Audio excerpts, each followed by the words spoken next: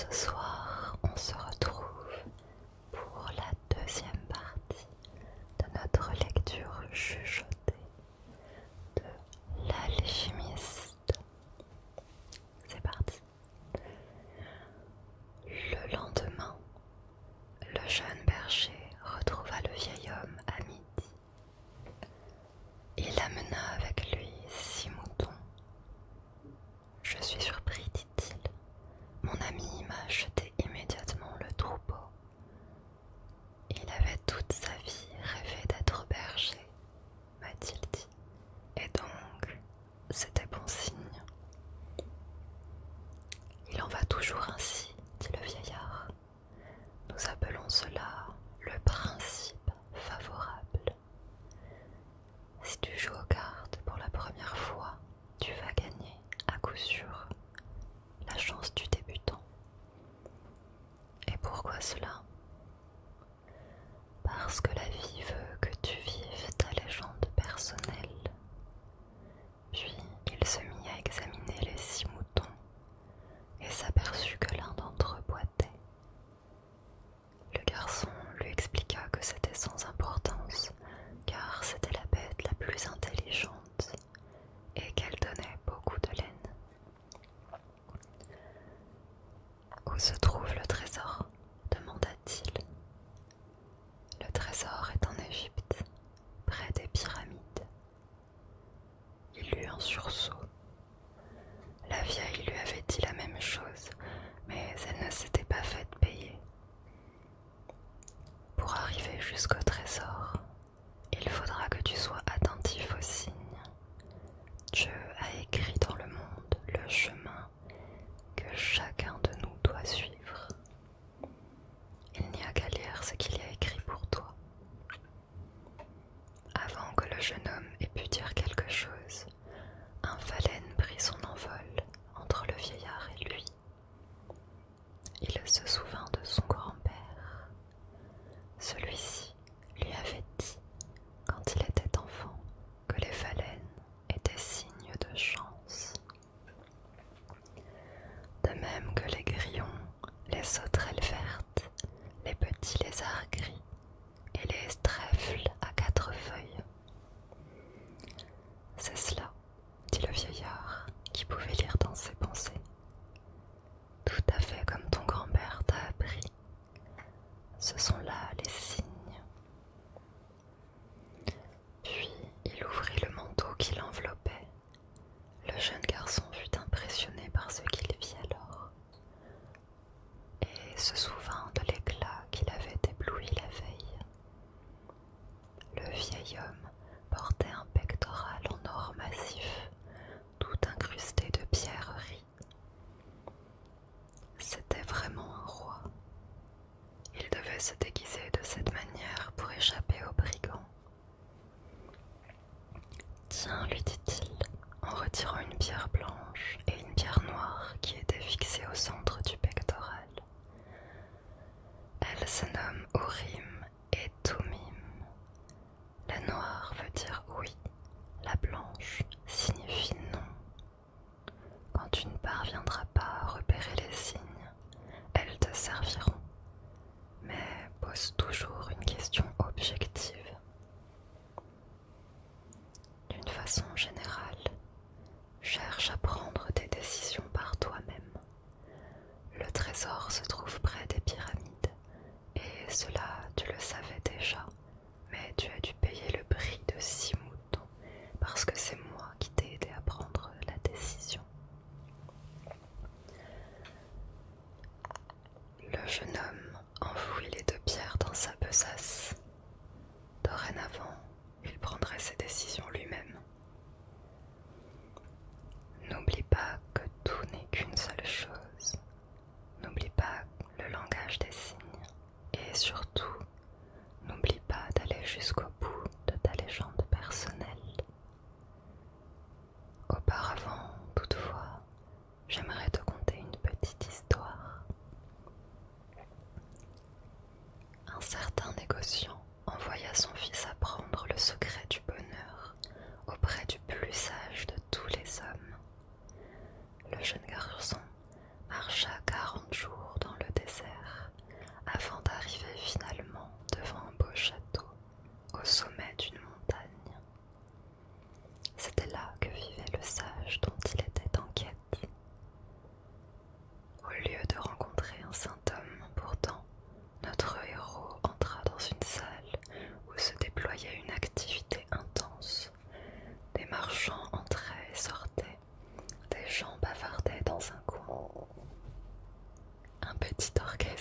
jouait de suaves mélodies, et il y avait une table chargée de mets les plus délicieux de cette région du monde. Le sage parlait avec les uns et les autres, et le jeune homme dut patienter 2 heures durant avant qu'il que ne vînt son tour. Le sage écouta attentivement le jeune homme, lui expliquait le motif de sa visite, mais lui dit qu'il n'avait alors pas le temps de lui révéler le secret du bonheur, et il lui suggéra de faire un tour de promenade dans le palais et de revenir le voir à 2 heures de là.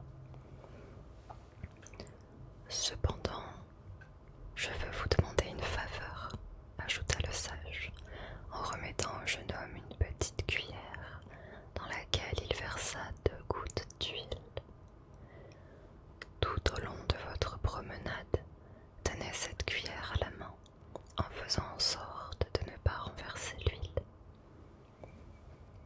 Le jeune homme commença à monter et descendre les escaliers du palais, en gardant toujours les yeux fixés sur la cuillère. Au bout de 2 heures, il revint en présence du sage. Alors, demanda celui-ci, avez-vous vu les tapisseries de Perse qui se trouvent dans ma salle à manger? Avez-vous vu le parc que le maître des jardiniers à midi a créé? Avez-vous remarqué les beaux parchemins de ma bibliothèque? Le jeune homme, confus, dut avouer qu'il n'avait rien vu du tout. Son seul souci avait été de ne point renverser les gouttes d'huile que le sage lui avait confiées.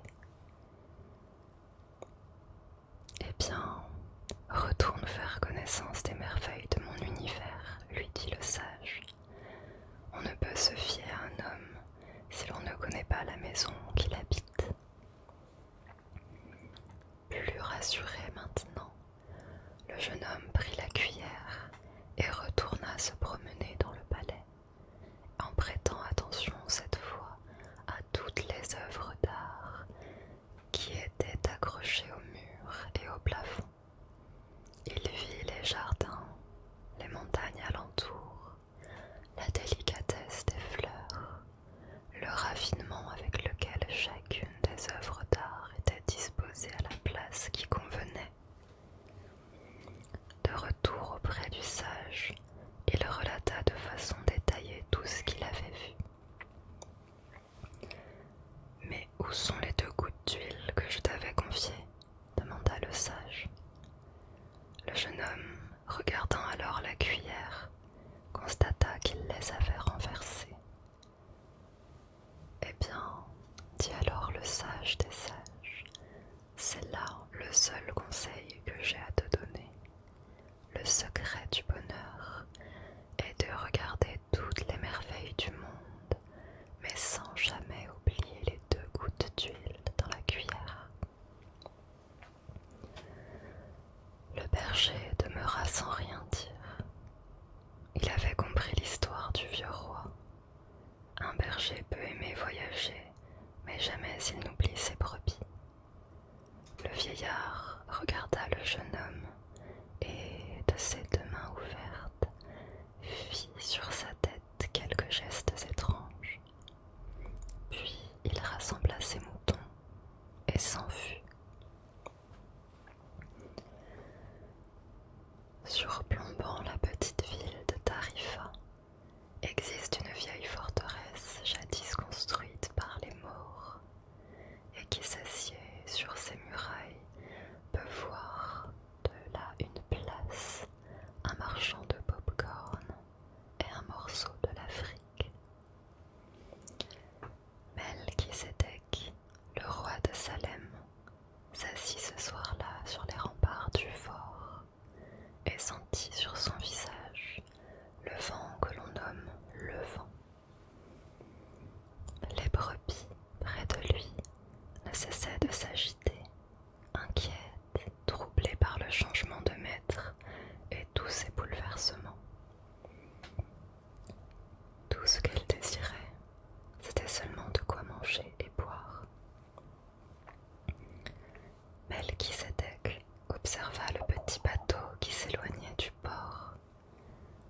jamais il ne reverrait le jeune berger, de même qu'il n'avait jamais revu Abraham après lui avoir fait payer sa dîme, et cependant c'était son œuvre.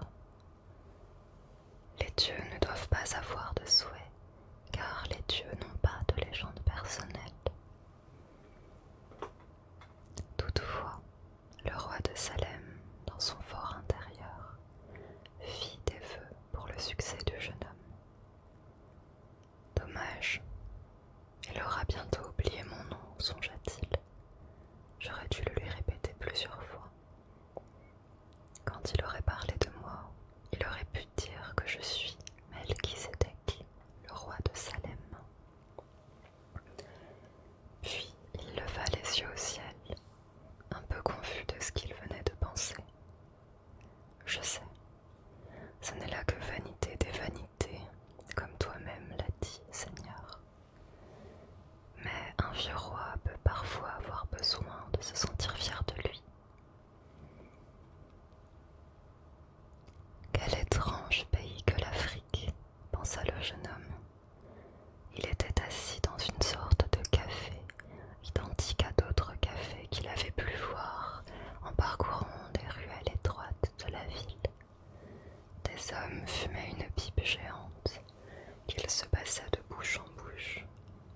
En l'espace de quelques heures, il avait vu des hommes qui se promenaient en se tenant par la main, des femmes au visage voilé, des prêtres qui montaient au sommet de hautes tours et se mettaient à chanter, tandis que tout le monde alentour s'agenouillait et se frappait la tête contre le sol. Pratique d'infidèle, se dit-il. Lorsqu'il était enfant, il avait l'habitude de voir à l'église dans son village une statue de Saint Jacques le Majeur sur son cheval blanc, l'épée dégainée, foulant aux pieds des personnages qui ressemblaient à ces gens. Il se sentait mal à l'aise et terriblement seul.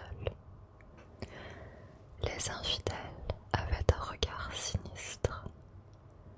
De plus, dans la hâte du grand départ, il avait oublié un détail, un seul petit détail, qui pouvait bien le tenir éloigné de son trésor pendant un long moment.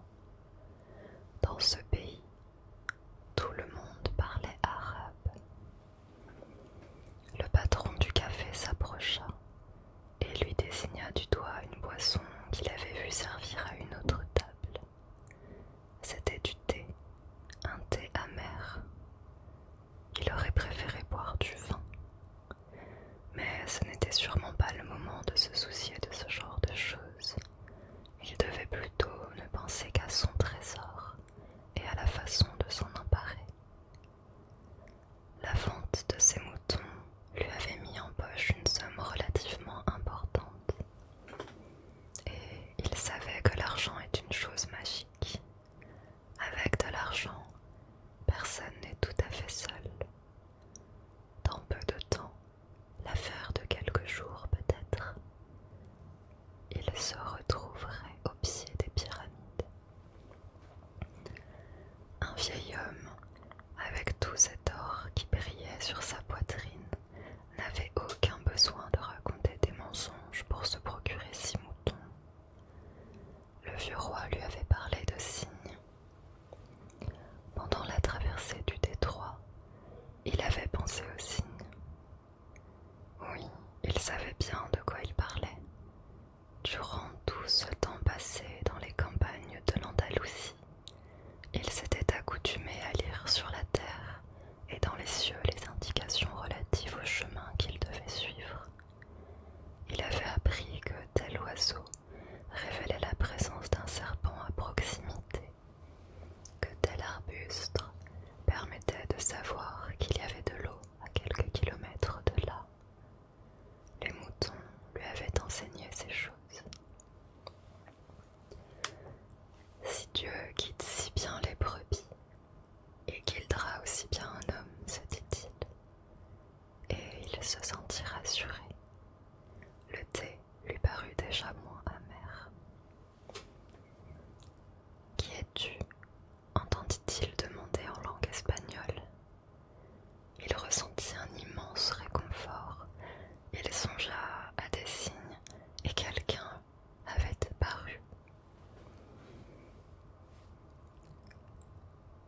venu était un garçon vêtu à l'occidentale, mais la couleur de sa peau donnait à penser qu'il était bien de la ville. Il avait à peu près sa taille et son âge. Ici, presque tout le monde parle espagnol. Nous ne sommes qu'à 2 petites heures de l'Espagne. Assieds-toi et commande quelque chose à mon compte. Et demande du vin pour moi. J'ai horreur de ce thé. Il n'y a pas de vin dans le pays, rétorqua l'autre. La religion l'interdit. Le jeune homme dit alors qu'il devait se rendre aux pyramides, et il était sur le point de parler du trésor, mais préféra finalement ne rien dire. L'arabe aurait bien été capable d'en exiger une partie pour le conduire jusque-là. Il se souvint de ce que le vieillard lui avait dit au sujet des propositions. « Je voudrais que tu m'emmènes là-bas si c'est possible. Je peux te payer comme guide.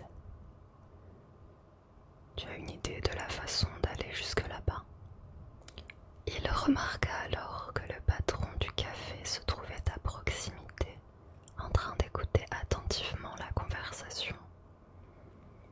Sa présence le gênait quelque peu, mais il avait rencontré un guide et il n'allait pas perdre cette occasion. « Il faut traverser tous les déserts du Sahara, » dit le nouveau venu, « et pour cela, il faut de l'argent. Je veux d'abord savoir si tu en as suffisamment. » Le jeune homme trouva la question bien curieuse, mais il avait confiance dans le vieil homme, et celui-ci lui avait dit que lorsqu'on veut vraiment quelque chose, tout l'univers conspire en votre faveur. Il retira son argent de sa poche et le montra à son nouveau compagnon. Le patron du café s'approcha encore et regarda également. Les 2 hommes échangèrent alors quelques mots en arabe.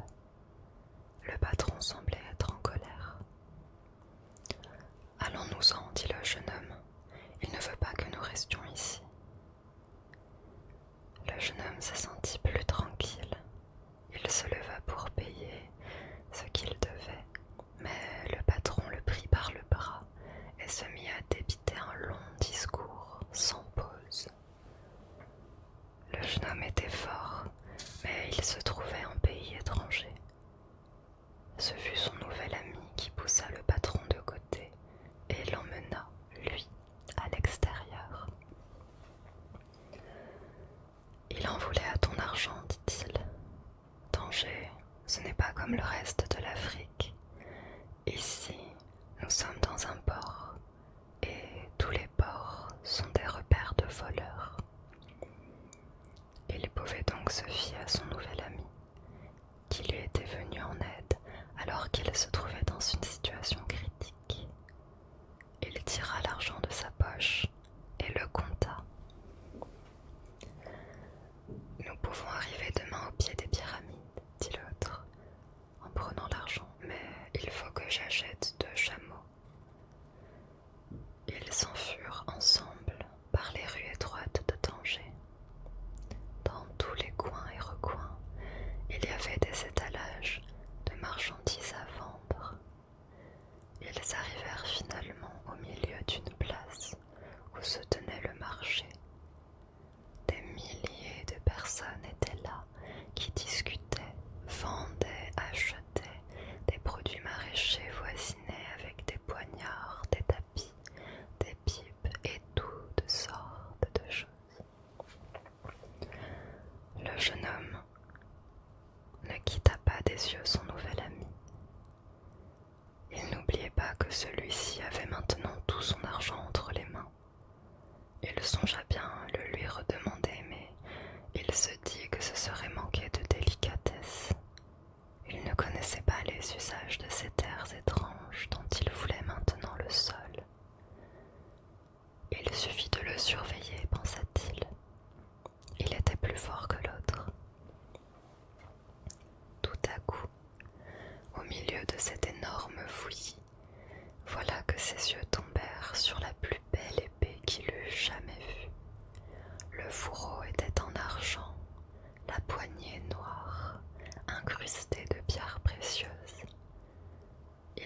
la promesse qu'à son retour d'Égypte, il achèterait cette épée. Demande donc au marchand combien elle coûte, dit-il à son ami. Mais il s'aperçut qu'il avait eu 2 secondes de distraction tandis qu'il contemplait l'arme. Son cœur se serra comme si sa poitrine avait subitement rétréci. Il eut peur de regarder de côté, sachant bien ce qui l'attendait. Il resta les yeux fixés à longs moments sur la belle épée, puis, s'armant finalement de courage, il se retourna. Tout autour de lui, le marché, les gens qui allaient et venaient, criaient, achetaient des tapis, des noisettes, des salades à côté des plateaux de cuivre, les hommes qui se tenaient par la main dans la rue, les femmes voilées, les parfums des mets exotiques. Mais nulle part, absolument nulle part, la silhouette de son compagnon. Il voulut encore essayer de croire qu'il s'était perdu de vue par hasard. Il décida de rester sur place, en espérant que l'autre allait revenir. Un moment après, un type monta dans l'une de ces fameuses tours et commença à chanter. Tous ceux qui étaient là s'agenouillèrent, frappèrent le sol de leur front et se mirent à chanter à leur tour. Ensuite, comme une colonie de fourmis au travail, ils démontèrent leur baraque et s'en allèrent. Le soleil de même disparut. Le jeune homme le regarda pendant un long moment, jusqu'à ce qu'il fût caché derrière les maisons blanches qui entouraient la place. Il songea que, lorsque ce même soleil s'était levé ce matin, il se trouvait, lui, sur un autre continent. Il était berger, possédait 60 moutons et avait rendez-vous avec une jeune fille. Le matin, il savait tout ce qui devait arriver tandis qu'il marchait à travers la campagne. Et pourtant, maintenant que le soleil se couchait, il se trouvait dans un pays différent, étranger sur une terre étrangère, où il ne pouvait même pas comprendre la langue que les gens parlaient. Il n'était plus berger et n'avait plus rien à lui, pas même l'argent nécessaire pour revenir sur ses pas et tout recommencer. Tout cela entre le lever et le coucher du même soleil, se dit-il. Et il s'apitoya sur lui-même, en pensant que parfois les choses changent dans la vie en l'espace d'un simple cri, avant même qu'on ait le temps de s'habituer à ces choses. Il avait honte de pleurer. Jamais il n'avait pleuré devant ses propres brebis, mais la place du marché était vide et il était loin de sa patrie. Il pleura parce que Dieu était injuste et qu'il récompensait de cette façon les gens qui croyaient en leurs propres rêves. Quand j'étais avec mes moutons, j'étais heureux et je faisais partager mon bonheur tout alentour. Les gens me voyaient arriver et m'accueillaient bien. Maintenant, je suis triste et malheureux. Que vais-je faire ? Je vais être plus amer et n'aurai plus confiance en personne parce qu'une personne m'a trahi. Je vais haïr tous ceux qui ont trouvé des trésors cachés parce que je n'ai pas trouvé le mien. Et je vais continuellement chercher à conserver le peu que j'ai parce que je suis trop petit pour embrasser le monde. Il ouvrit sa besace pour voir ce qu'il y avait dedans. Peut-être restait-il encore un morceau du sandwich qu'il avait mangé à bord du bateau. Mais il ne trouva que le gros livre, le manteau et les 2 pierres que le vieil homme lui avait données. À la vue de ces pierres, il éprouva un sentiment de grand réconfort. Il avait échangé 6 brebis contre 2 pierres précieuses provenant d'un pectoral en or. Il pouvait les vendre et acquérir son billet de retour. Je serais désormais plus malin, pensa-t-il, tout en retirant les 2 pierres de sa besace pour les cacher au fond de sa poche. C'était ici un port, et la seule chose vraie que ce type eût dit était bien celle-ci. Un port est toujours plein de voleurs. Maintenant, il comprenait enfin les efforts désespérés du patron du café. Il essayait de lui dire de ne pas se fier à cet homme. Je suis comme tous les autres. Je vois le monde comme je souhaiterais que les choses se produisent, et non comme elles se produisent réellement. Il resta à considérer les pierres, caressa doucement chacune d'elles, éprouva leur température, leur surface lisse. Elles étaient son trésor. Le seul fait de les toucher lui procura une sorte d'apaisement. Elle lui rappela le souvenir du vieil homme. Quand tu veux vraiment quelque chose, lui avait dit celui-ci, tout l'univers conspire à faire en sorte que tu parviennes à l'obtenir. Il aurait voulu comprendre comment cela pouvait être vrai. Il se trouvait là, sur une place de marché déserte, sans un sou en poche, sans brebis à garder pour la nuit. Mais les pierres constituaient la preuve qu'il avait bien rencontré un roi qui connaissait son histoire personnelle, qui était au courant de ce qu'il avait fait avec l'arme de son père et de sa première expérience sexuelle. Les pierres servent à la divination. Elles se nomment Urim et Thummim. Il les remit à leur place dans le sac et décida de faire l'expérience. Le vieux avait dit qu'il fallait poser des questions claires, parce que les pierres ne pouvaient servir que si l'on savait ce qu'on voulait. « Est-ce que je vais trouver mon trésor ?» interrogea-t-il. Il plongea la main dans la besace et allait sortir l'une des pierres quand elles glissèrent toutes les 2 par un trou qu'il y avait dans le tissu. Il ne s'était jamais aperçu que sa besace était déchirée. Il se baissa pour ramasser Urim et Thummim et les remettre à l'intérieur du sac. Mais en les voyant par terre, une autre phrase lui revint en mémoire. Apprends à respecter et suivre les signes, avait également dit le vieux roi.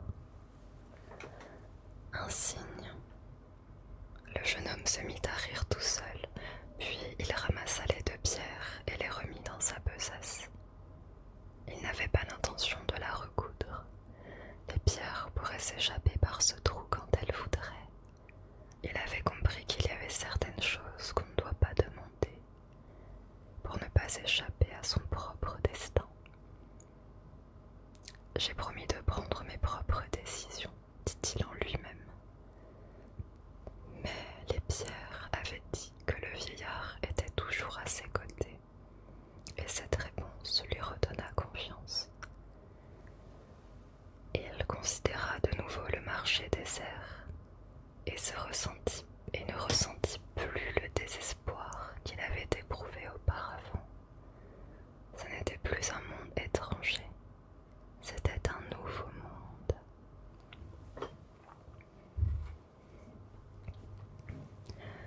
Après tout, ma foi, c'était justement ce qu'il voulait, connaître des mondes nouveaux. Même s'il ne devait jamais arriver jusqu'aux pyramides, il était déjà allé beaucoup plus loin que n'importe quel berger de sa connaissance.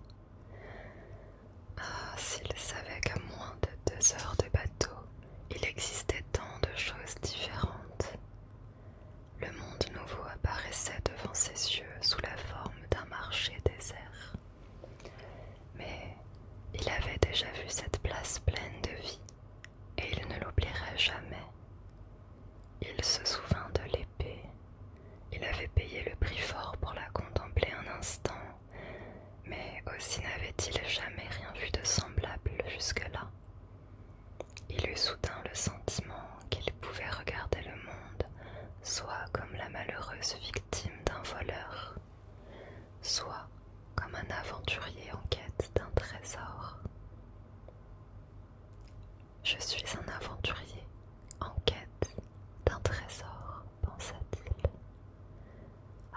son